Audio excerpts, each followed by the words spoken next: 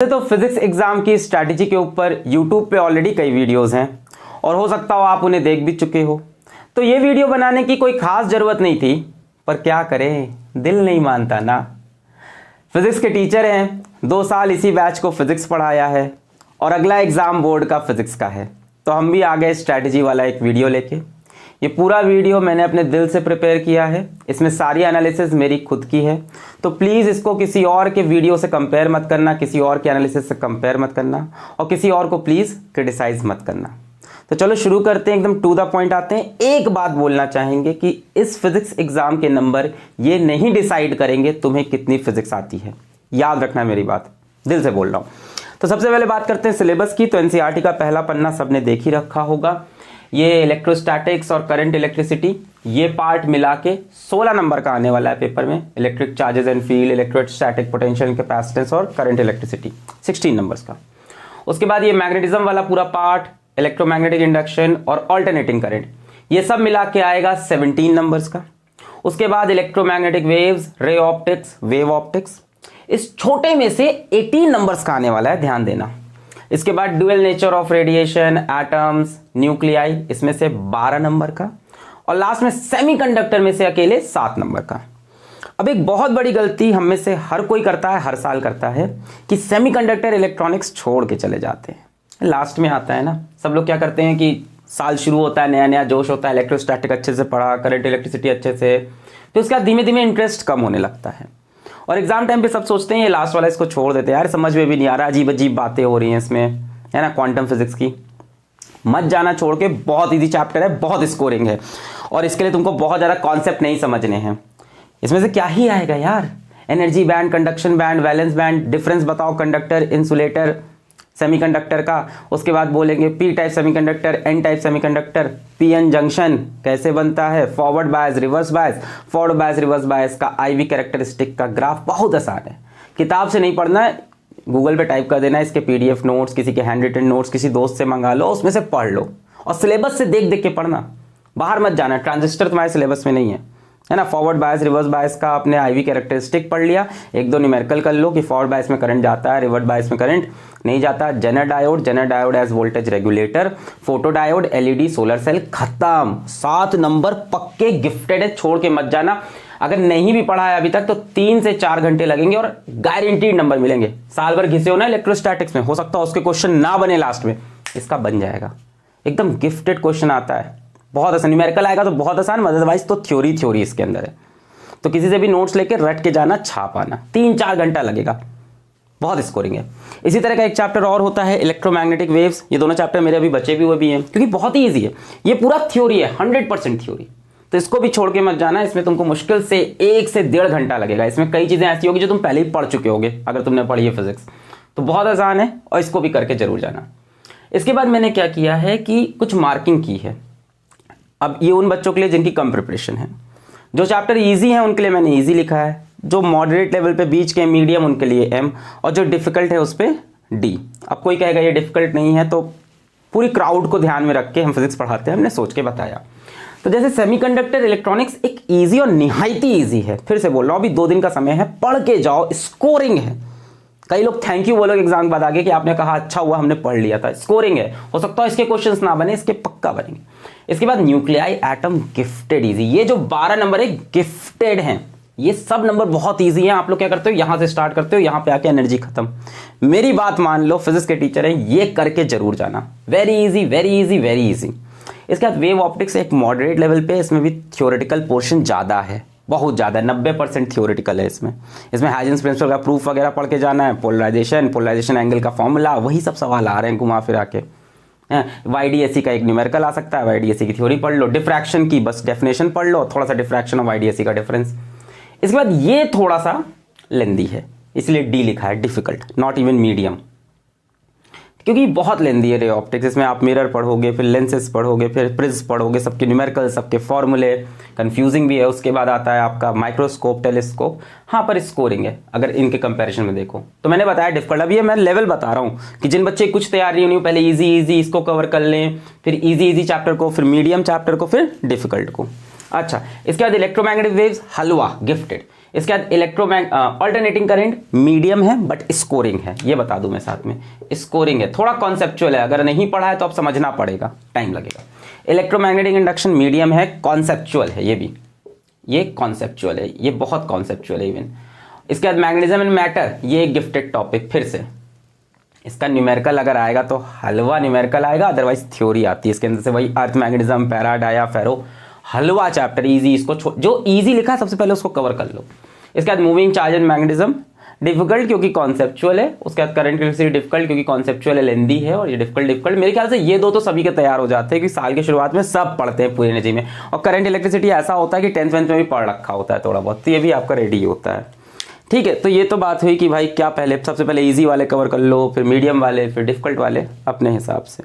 ये पार्ट करके जरूर जाना, क्योंकि ये भी हमको लगता है नंबर ज़्यादा आ रहे हैं, और ये पार्ट छोटा है as compare to this part. ये तो हुआ कि किस सीक्वेंस में करना है, वैसे सब कुछ करके जाना, मैं दिल से बस यही बताने आया था कि ये जरूर करके जाना।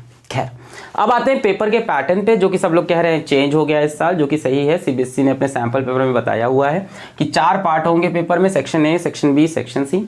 सेक्शन ए के अंदर होने वाले हैं 20 सवाल 1-1 मार्क्स के, सेक्शन बी में होंगे 7 सवाल 2 मार्क्स के ईच, सेक्शन सी में फिर से 7 सवाल 3 मार्क्स ईच, और सेक्शन डी में 3 सवाल होंगे 5 मार्क्स के। सुनते जाओ, बताते जाते हैं। सेक्शन ए में आसान सवाल आएंगे, इजी सवाल आएंगे, छोटे सवाल आएंगे। जैसे 20 क्वेश्चन आने हैं, तो 20 क्वेश्चन होंगे कैसे, 10 तो तुम्हारे एमसीक्यू होंगे, मल्टीपल चॉइस 4 में से 1 मारना है। अब इसमें क्या होगा, इसमें फॉर्मूला बेस्ड छोटा मोटा न्यूमेरिकल हो गया, या इस चीज से कोई चीज इंक्रीज करेगी कि डिक्रीज करेगी, इस तरह का एकदम आसान। ठीक है, कोई फॉर्मूला उठा लिया, उसमें पूछा इसको बढ़ाने से घटेगा बढ़ेगा, है ना, एक सिंपल सा तुमको सर्किट दे दिया, उसमें करंट पूछ लिया। ठीक है, तुमको मान लो कोई न्यूक्लियाई का सैंपल दे दिया, उसकी हाफ लाइफ पूछ ली, सब बड़ा आसान है। फॉर्मूले पकड़ लो, बहुत फायदा होगा। मैं फिर से बोल रहा हूँ, फॉर्मूले पकड़ लो सबसे पहले। 10 एमसीक्यू होंगे, 5 फिल इन द ब्लैंक्स होंगे as expected by that sample paper. ठीक है, और 5 आपके शॉर्ट क्वेश्चंस होंगे।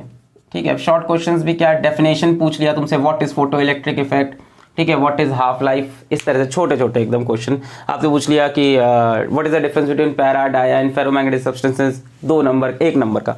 तो 1 नंबर में बहुत ज्यादा मत लिखना, टू द पॉइंट। ये भी हो सकता है इंक्रीज डिक्रीज भी हो, फिल इन द ब्लैंक्स भी है, डैश रहेगा।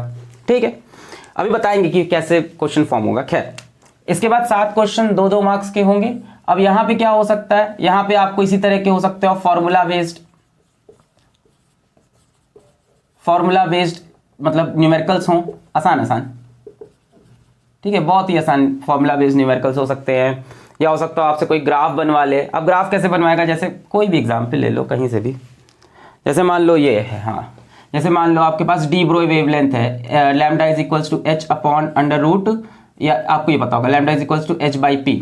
अब वो ग्राफ पूछ ले कि डी ब्रोई वेवलेंथ का आप एक्सेलरेटिंग पोटेंशियल के साथ ग्राफ बनाओ इलेक्ट्रॉन का, तो आपको पता होगा इसकी जगह एक फॉर्मूला ये भी बन जाता है, अंडर रूट 2 MEV। तो आपसे बोल दिया लैम्डा वर्सेस 1/√v का ग्राफ बनाओ। तो एकदम फॉर्मूला बेस्ड होते हैं, फॉर्मूले पकड़ के रखना भी बताएंगे।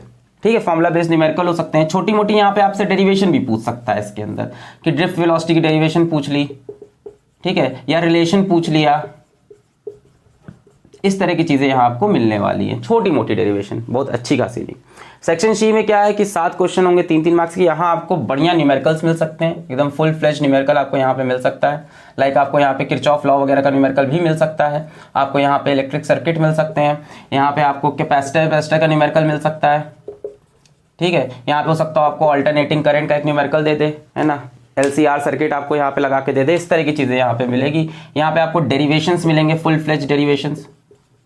ठीक है, हो सकता है प्रिज्म का सवाल दे दे, हो सकता है लेंस वेंस का सवाल दे दे कि ये लेंस रखा है, इसकी ये फोकल लेंथ है, मैग्निफिकेशन इतना प्रोड्यूस कर रहा है, अच्छे सवाल।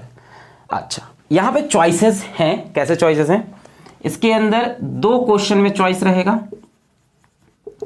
इसके अंदर भी 2 क्वेश्चन में चॉइस रहेगा, और इसके अंदर सिर्फ 1 क्वेश्चन में चॉइस दे रहे हैं। ठीक है, इसमें 2 क्वेश्चन में चॉइस, इसमें 2 क्वेश्चन में चॉइस, मतलब कोई 2 क्वेश्चन होंगे जिसमें चॉइस रहेगी कि इसकी जगह ये कर लो, इसकी जगह ये कर लो, और इसमें सिर्फ 1 ही क्वेश्चन में चॉइस मिलेगा। अब सेक्शन डी पे आते हैं, 3 क्वेश्चन है 5 मार्क्स के, 15 नंबर का टोटल सेक्शन है ये। इसमें आपको क्या मिलेगा, इसमें आपको हर क्वेश्चन में, जैसे मान लो क्वेश्चन आपको है तो हर क्वेश्चन में पार्ट ए, पार्ट बी, या हो सकता हो पार्ट सी भी हो सकता है, हो सकता हो ए बी ही हो। 5-5 नंबर के 3 सवाल होंगे और सब में चॉइस होगा। All questions will have choice.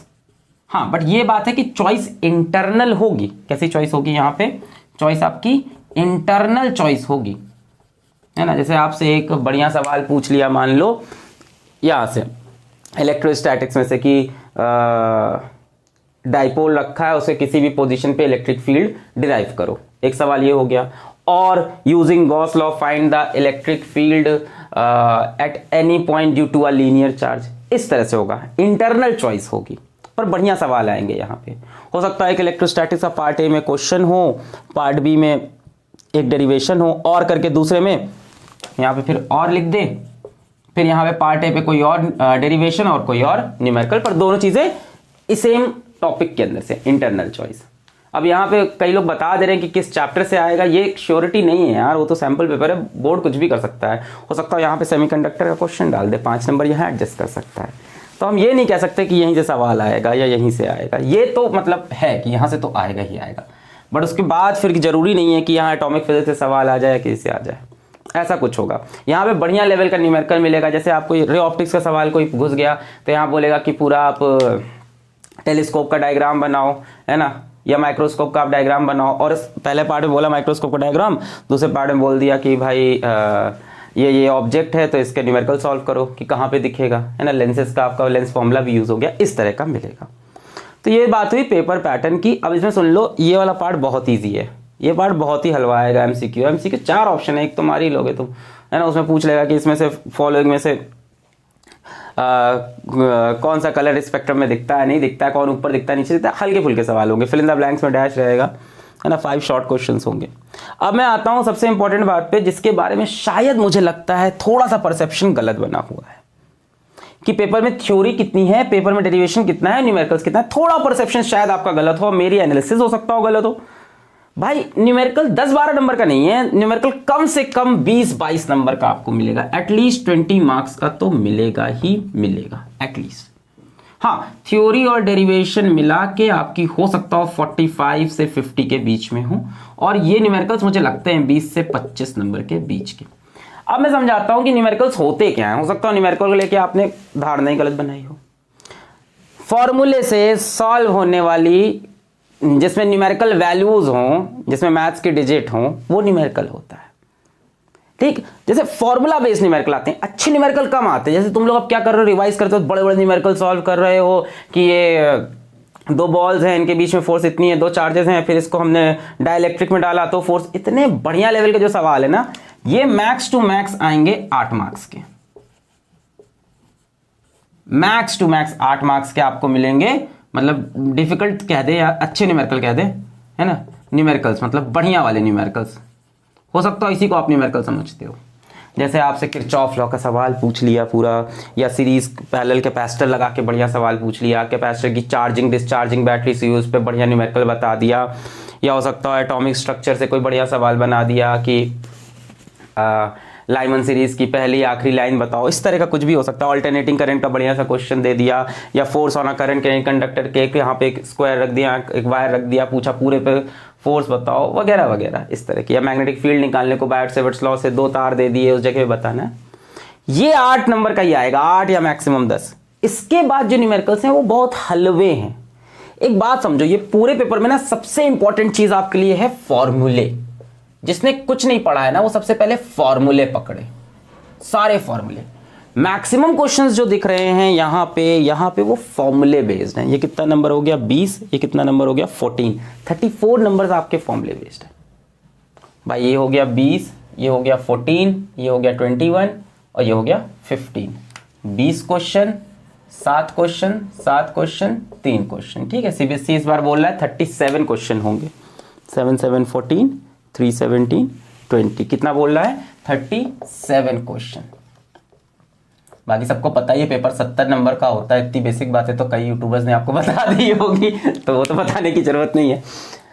तो मैं कह रहा हूँ कि फॉर्मूले, अब जैसे फॉर्मूले पकड़ने से क्या होगा, जैसे अभी मैंने एक फॉर्मूला लिखा था, उसी को उठा लेते हैं सैंपल के लिए। Lambda is equals to h upon under root 2 MEV।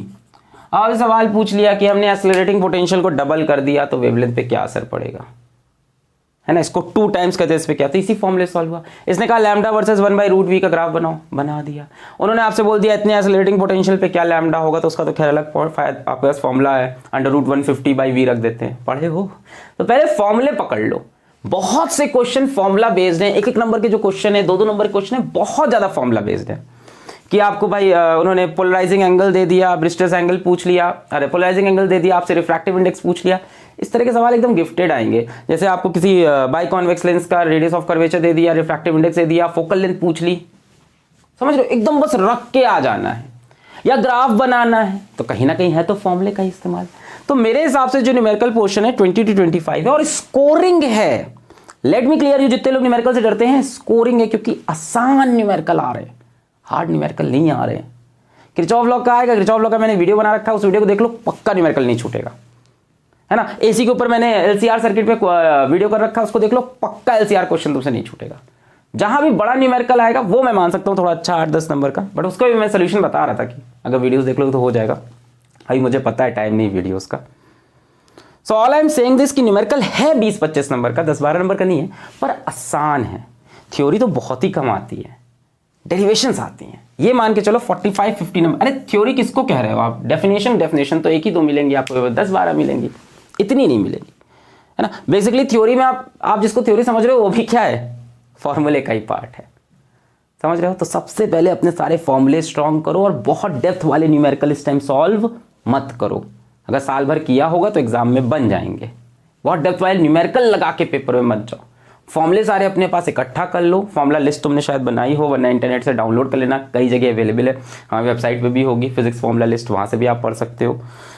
सबसे पहले सारे फॉर्मूलेस कलेक्ट करो, उसके बाद तुम मैथ्स तुमको बेसिकली आती ही होगी, पूछेगा इसको डबल किया, इसको हाफ किया तो इसको क्या होगा, ये सब आप कर लोगे, है ना। जैसे आपसे पूछ लिया कि I = VDE/NA, है ना, करंट और ड्रिफ्ट वेलोसिटी का रिलेशन। अब आपसे बोला कि अगर करंट डिक्रीज करें, ड्रिफ्ट वेलोसिटी क्या होगा, एरिया ऑफ क्रॉस सेक्शन बनाया तो इसका क्या होगा, ये सब आप कर लोगे। यही सबसे fill in the blanks, 10 MCQ, यहाँ फॉर्मूला बेस्ड न्यूमेरिकल, ये 2-3 वैल्यू दे दी, ये पूछ लिया, इस तरह का। इसके बाद जो इंपॉर्टेंट चीज है वो है 5 प्रीवियस ईयर पेपर्स। वो तो आपको पता ही होगा, बोर्ड के प्रीवियस ईयर पेपर लगाने। अब इसमें एक अफवाह उड़ी हुई है कि इस साल पैटर्न चेंज हो गया। पैटर्न चेंज हुआ है, सिलेबस थोड़ी ना चेंज हुआ है, थोड़ा बहुत सिलेबस हुआ है, कम्युनिकेशन सिस्टम हटा, यहाँ पे ट्रांजिस्टर हटा, पूरा सिलेबस थोड़ी ना चेंज हुआ है। तो प्रीवियस ईयर क्वेश्चन अभी भी इंपॉर्टेंस रखते हैं। प्रीवियस ईयर क्वेश्चंस तुमको ये भी आइडिया लग जाएगा, ये जो 8-10 नंबर के बड़े न्यूमेरिकल्स आ रहे हैं, ये हर बार कहां से आ रहे हैं, किस तरीके के आ रहे हैं। कुछ पर्टिकुलर टॉपिक से ही बड़े न्यूमेरिकल बन सकते हैं भाई, ये भी तो समझो। यहां से आप सेमीकंडक्टर से कोई बड़ा न्यूमेरिकल बना ही नहीं सकते हो, या फिर वो सिलेबस के बाहर चला जाएगा। तो कुछ पर्टिकुलर टॉपिक्स है जहां से अच्छे, अब वेव ऑप्टिक्स से क्या ही बड़ा न्यूमेरिकल बना दोगे। हाइजेंस प्रिंसिपल की डेरिवेशन है, YDAC का बन सकता है एक, और क्या बन सकता है, पोलराइजेशन से बन नहीं सकता, चांसेस कम हो गए। यहां से बनता है बड़ा न्यूमेरिकल, गारंटीड है, या तो मिरर से बन जाएगा, या तो लेंस से बन जाएगा, या तो प्रिंस से बन जाएगा, समझ रहे हो। यहां से बन सकता है बड़ा न्यूमेरिकल, EMI से बन सकता है, इससे बन सकता है, इससे बन सकता है, इससे बन सकता है। तो वो तुमको पेपर देख के प्रीवियस ईयर का आइडिया हो जाएगा कहां से अच्छे न्यूमेरिकल्स आ सकते हैं जिनको पकड़ना है। तो वो थ्योरीज का भी आइडिया हो जाएगा किस तरह की थ्योरी आ रही है।